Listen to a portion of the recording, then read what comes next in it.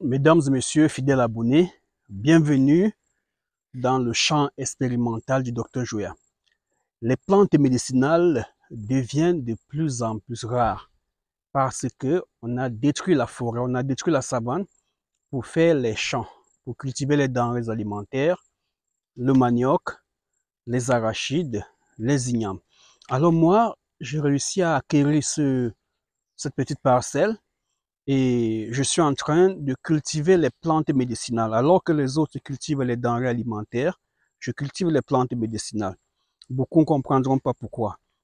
Voilà. Autrefois, il suffisait de tourner derrière la maison et on trouvait quelques plantes et on venait guérir le patient avec. On pouvait aussi aller très loin en brousse. Ici, en pays Bamoun, il y a la savane qui sert de pâturage aux animaux des bergers bororo. D'accord, on pouvait aller dans cette savane, prélever certaines plantes. Mais de nos jours, toute cette savane a été transformée en champ pour la culture de la nourriture, des plantes, des denrées alimentaires. Voilà, ici, j'ai pu donc avoir ce champ que j'exploite. Cette année, j'ai mis une variété de plantes que j'utilise pour les problèmes de faiblesse sexuelle. Les hommes en ville savent oh combien c'est difficile d'avoir le remède de la faiblesse sexuelle du docteur Joya. Docteur Joya n'est donc que des petits sachets, quelques sachets. Et il me fait dans des mesurettes, des tout petits sachets comme ça. Parfois, ils disent, docteur, pourquoi ne pas me donner une bonne quantité? Je veux même 1 kilogramme de poudre. Je lui dis, cher ami, c'est impossible. Parce que cette plante que j'ai mis ici, lorsqu'elle va grandir, la seule chose que je vais récupérer de ces plantes, ce ne sont pas les feuilles, juste les racines. Je vais découper les racines, les laver, sécher, écraser. Et ce sera fini, ça sera fini pour cette année. Il va falloir attendre encore la prochaine année. Parce que c'est une plante saisonnière. Ça pousse une fois l'année. Ça grandit, ça sèche, et ça meurt. Il est important de montrer à la face du monde la vision de certains docteurs traditionnels africains. Nous sommes envahis par les effets du modernisme.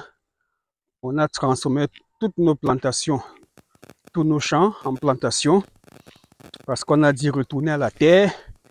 La terre, c'est la mamelle nourricière. Alors nous y sommes retournés et on a détruit les plantes médicinales. On va aller après de l'autre côté. Je vais vous montrer le ruru.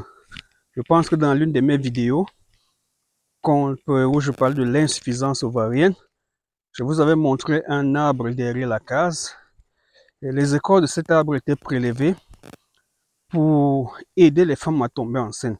Donc lorsqu'une femme ne parvenait pas à concevoir, on allait prélever les écorces du ruru et on donnait à cette dernière.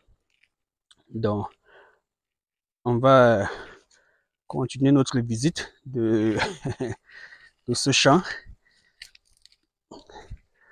Voilà. Et pour ceux qui me suivent régulièrement, l'année passée, j'ai cultivé du manioc ici. C'était pour préparer le terrain pour cette année.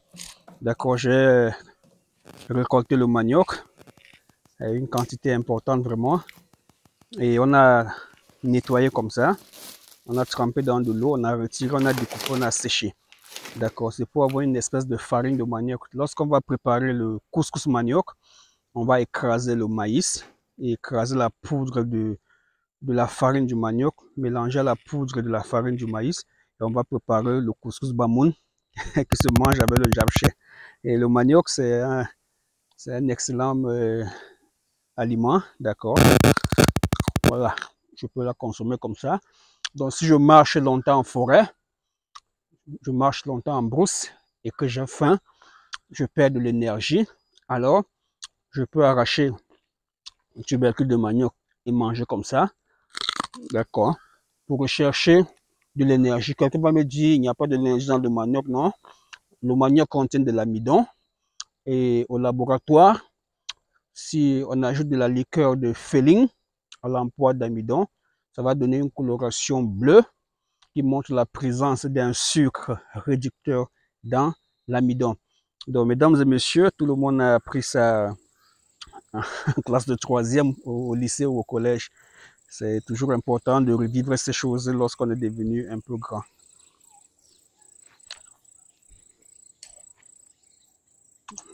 Voilà. Donc, les plantes que vous voyez là, cette petite plante, c'est contre la faiblesse sexuelle. D'accord? Ça ressemble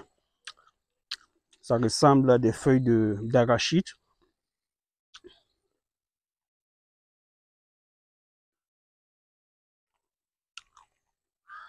Vous voyez? Sur toute grande parcelle. C'est pour une seule saison. Donc, comme je disais, ça va pousser. Et après, il n'y aura plus rien. Ici, je n'ai pas encore mis cette plante au sol.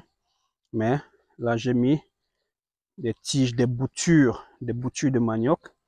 Les boutures, c'est ça de manioc. D'accord, pour occuper le terrain en attendant que la sémence de la graine du remède de la faiblesse sexuelle puisse germer. On a mis du manioc, d'accord, pour ne pas tout perdre. Parce que depuis là, ici au village, les mamans ont du mal à me comprendre. Comment est-ce que le père peut prendre toute une parcelle comme ça pour planter les herbes, parce qu'ils appellent ça des herbes. Et quand je leur dis non, c'est le médicament, c'est le remède, ils disent, ah oui, on voyait ça à tel endroit, on voyait ça à tel endroit. Je dis, ok, de nos jours, on n'en trouve plus. Voilà, je vous ai amené comme ça, au pied de cet arbre centenaire, qui est malheureusement mort. Voilà. Il est mort. Ici, c'était un champa. Champa, c'est comme ça qu'on l'appelle. Champa. Et comme la nature sait bien faire les choses, je vous avais parlé de cette plante. Je vais poser la caméra